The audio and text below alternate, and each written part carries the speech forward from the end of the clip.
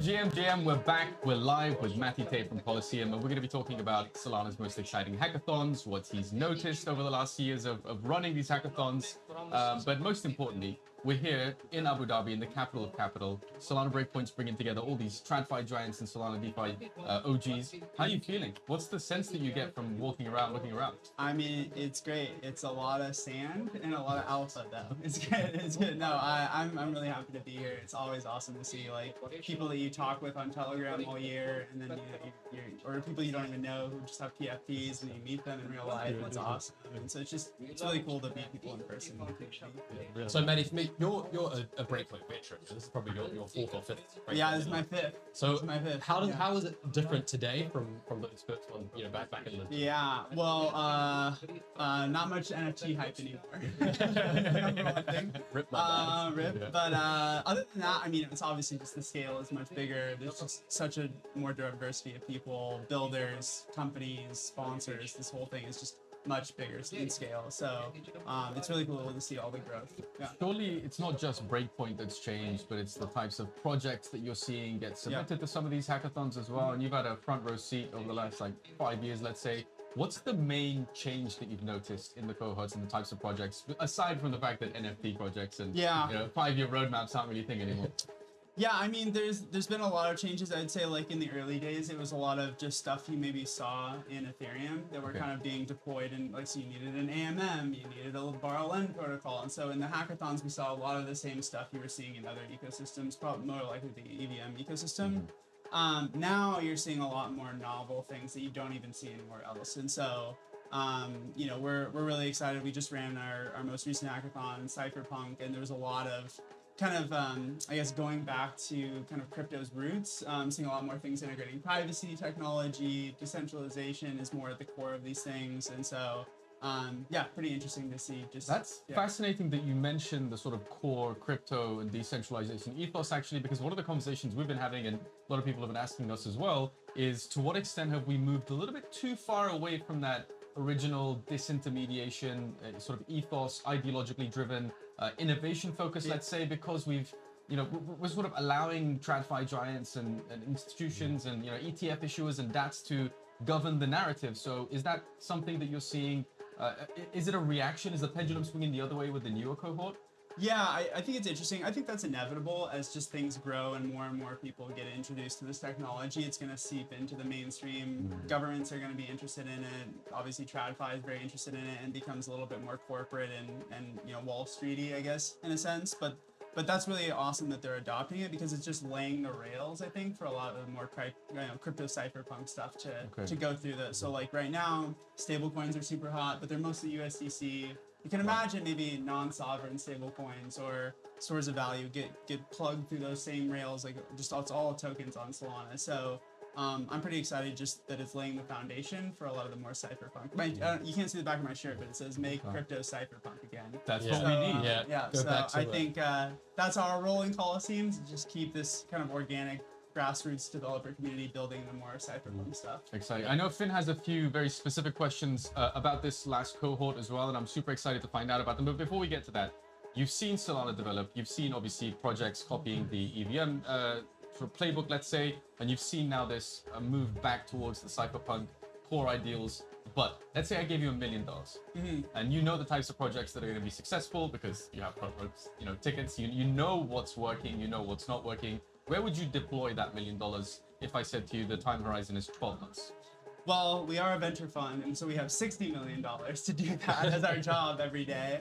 And what we've done is we've kind of, we're not sure, to be honest, but we have specific bets in the ecosystem that we're excited about. So we're obviously big fans of MetaDAO as a way to launch tokens and govern those tokens. We think that's a pretty core piece of infrastructure that's going to proliferate across the crypto ecosystem. We're excited about Ore, if you've heard of this. It's like kind of a non-sovereign store of value on Solana. Finn's been covering them. We actually have a hard hat here. We decided to bring it out in the very first segment. Awesome. A bit on the nose. I would have worn it. And then we're excited with sort of prediction markets broadly. Obviously, Kalshi and Polymarket have sort of driven that into the mainstream, but there's all sorts of new prediction markets, aggregators, tools, and stuff around it. There's things like precision markets, opportunity markets, so derivations on these type of things.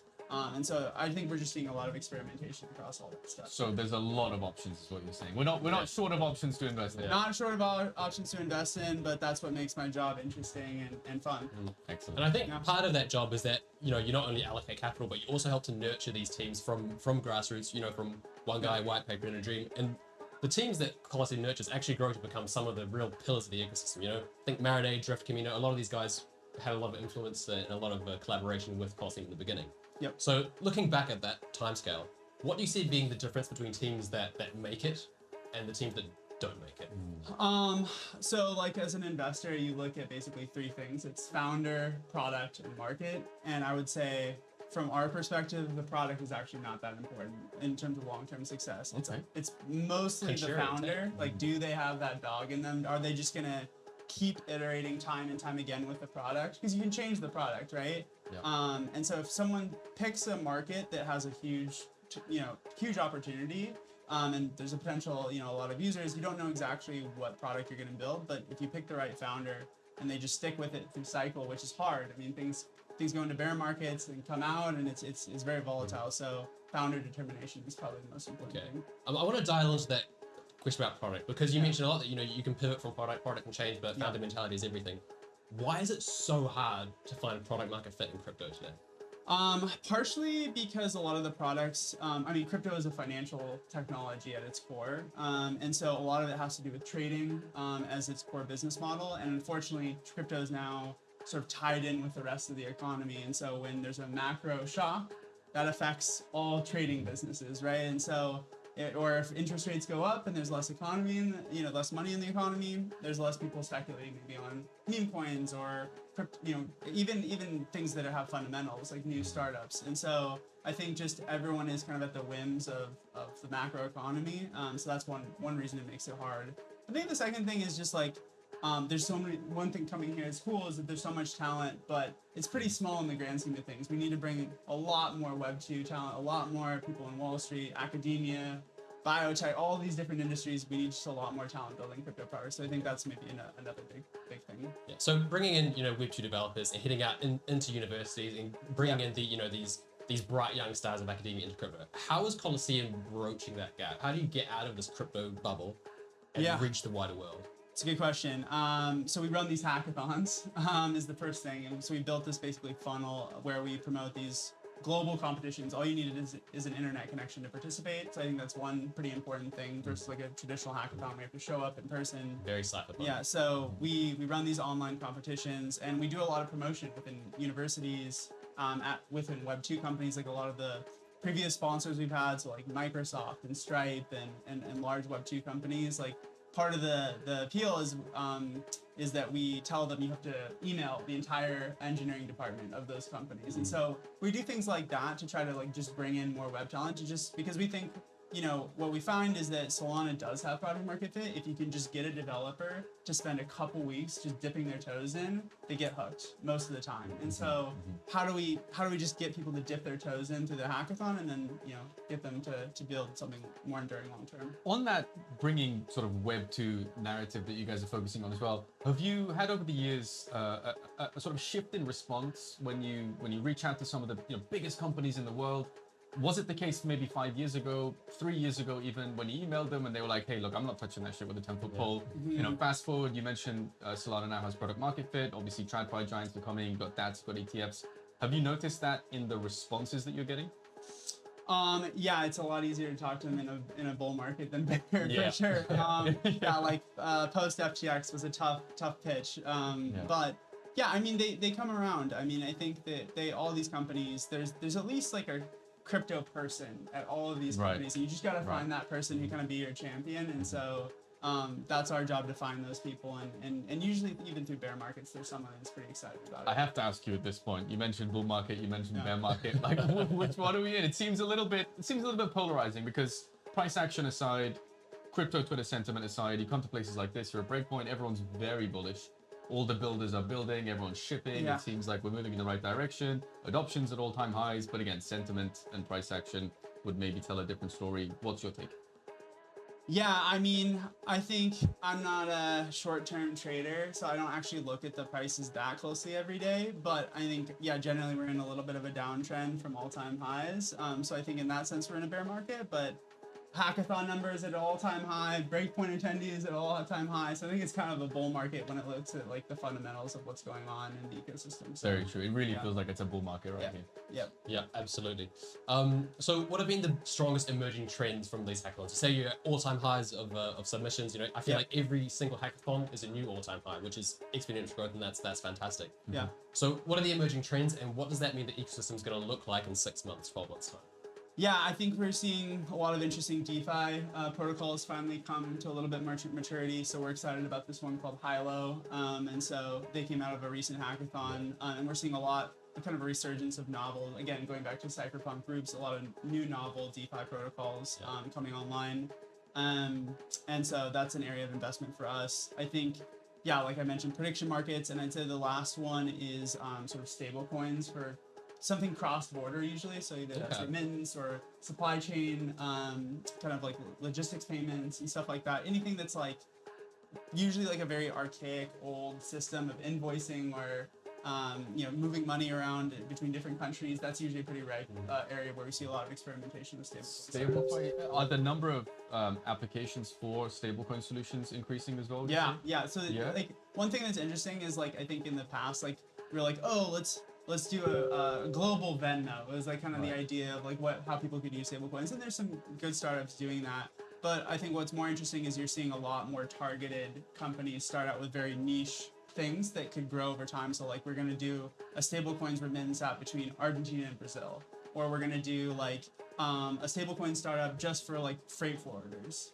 So you're just picking very specific problems in the economy where there's like a lot of friction with payments and inserting stablecoins and going from there. So I think this stablecoin discussion is fascinating, right? Yeah. We saw for quite a long time a discussion on crypto Twitter even, Matt was coming out and saying, hey, look, the conversation around stablecoin value leakage is a valid one. Circle famously was extracting up to, some reports say, $450 million from the Solana ecosystem. So specific to Solana, specific to these very niche use cases around stablecoins, are you seeing projects come forward and say things like, look, this is the problem that I want to solve. I want to solve the stablecoin value leakage within Solana? Yeah, so one of our previous hackathon winners is a company called Reflect, and they allow you to basically issue new stable coins. So it's more of a B2B play where you're like, oh yeah, instead of using USDC, maybe like you keep value more within your app or like a white label. It's like you can white label various strategies for new stable coins. And so they kind of built some technology around that, and we're pretty excited about that. But yeah, I mean, you see that in the ecosystem. So like Phantom has a cash and a few others. And so, I don't know if I'd go so far to say is that like USDC is value leaking, but it definitely feels like there's an opportunity to bring more stablecoins that are sort of native to Solana. Interesting. I want to play devil's advocate on this slightly. Yeah. If everybody has their own stablecoin, doesn't that cause a liquidity issue? If I want to do a big swap, let's say I want to go and put 200K into a swap, if that's spread across 50 different stablecoin issuers, is that going to be a problem long term? Potentially. It just depends on what the like exchange rates between these things, and if there's like these kind of stablecoin swap type things like Curve on Ethereum, but there's things in Corena in the Solana ecosystem. And so I think yes, as things sort of decentralize in terms of issuance of new stablecoins, I would imagine there's also this sort of like growing infrastructure layer that allows you to seamlessly swap between them, and the liquidity issue becomes less and less, especially because they're usually 1-to-1, usually pegged to the dollar, and so market makers, people like that, can provide quite a bit of liquidity for that. Is that difficult from a composability perspective? Because the idea is that for the normal person, you have your stablecoin, you go buy a coffee, you scan your Solana card or whatever you're using. Yeah. Does that become problematic if you've got $13 in high USD and you've got $14 in Reflect USD plus? Yeah, I'm hoping that this is a little bit solved by the wallets and the apps themselves, and so they can abstract away maybe some of these key issues. I think the problem is that like a lot of people actually in crypto do want that granularity of knowing exactly what stablecoin they're holding, because maybe they have different rates of return in terms of like yield, and so that's like the tricky part. I think people always miss about crypto is like, oh, crypto's too complicated because it's like you have to know about all these stablecoins and how to control your private keys and stuff like that. But at the same time, a lot of users, the more and more time you spend in crypto, the more you actually want control of those things as like a crypto user. So it's kind of balancing like how do we be normally friendly and abstract away some of this stuff so it's not too scary for new users, but also give like power users like the control and granularity that you want. So I think it's a tough thing for apps. That really sounds like it's a tough balance. Also Yeah. with your go-to-market, right? Do you market yourself as something that's like custody first or easy, ease of use first? Yeah. I'm sure you've seen examples of people pick either one of those routes and maybe struggle and have to pivot. Any insights for builders on what they should prioritize? Yeah, I think you just gotta have a thesis about who your core user is and Right. just build a product for that. I think it's tough to do everything for everyone. I think that never works. And so I think if you want to build like I think a good example of this is like what's happened maybe with the trading market and trading terminals. It's like they've gone after like the very most power users. So they're building all these features that like a normally who just wants to buy some PopCat or something like would not need. They just want to like have a simple interface. Like Moonshot I think is a good example of this, where it's just like simple like Apple Pay, buy, boom. But some users are more opinionated and want a lot more information and flashing buttons on the screen and all this information from Twitter, and so like Axiom is like a really good solution for them. So I think it's just you got to choose who your core audience is and build the product for them. What should people do if they want to submit a project, an idea, a thesis? They want to get involved, they want to get in touch with you. Where do they go? Yeah, you go to Colosseum.com, and if we're running a hackathon, you'll see a place to start registering for the hackathon, building a team, building a product, giving us updates, and then submitting after 5 weeks. If we're not running a hackathon, which is right now, there's a thing called Eternal, which is like our on-demand sort of like apply whenever you have a chance program. And so it's kind of the same format where you like sign up and you go through this like 5 or 6 week program where you're building your product, you're building out a set of features and submitting updates to us. And then at the end, you kind of submit your video and what you've been building and why you think we should invest in your startup. And so that's what we call the perpetual hackathon. It's called Eternal. It's just going whenever we're not running our big ones for the Solana Foundation. And I think there's an important distinction here as well, is that to be part of a hackathon, you don't have to go and guns blazing as a founder and say, this is my big idea. You can go and just, as a guy with who wants to contribute to something, to someone else's idea and help build something from the ground up. Yeah, I think there's like a few cohorts of people that join the hackathons. Our prizes are, I think one thing that's kind of unique to us is that we are focused on startup founders, but many people who are not startup founders want to join just to learn about how to build on Solana. So there's like a lot of students and junior devs that kind of get their feet wet through the hackathons. There's other people who don't intend to build their own startup but want to put something on their resume, so they build something so they can put on their resume and get hired within the ecosystem. And then there's obviously the startup founders. And interestingly enough, over time, I think what we're finding is that there's a gradual kind of funnel from these junior devs. If they participate 5 times in a row in 5 hackathons over a couple years, they're often starting a company by that fifth time. And people who join to get a job at a company, we've seen some people like join the hackathon, get hired by squads, be there for a few years, then come back to the hackathon when they want to do their own startup. And so I think we're seeing plenty of like kind of a funnel attribution model there. I want to end on a super bullish note. Obviously, you've seen the evolution of Solana as an ecosystem, but also the companies that are being built here. You've seen how breakpoints changed over the years. Let's play a game. Let's say 2026 is over. We're in the final sort of stretch of the year.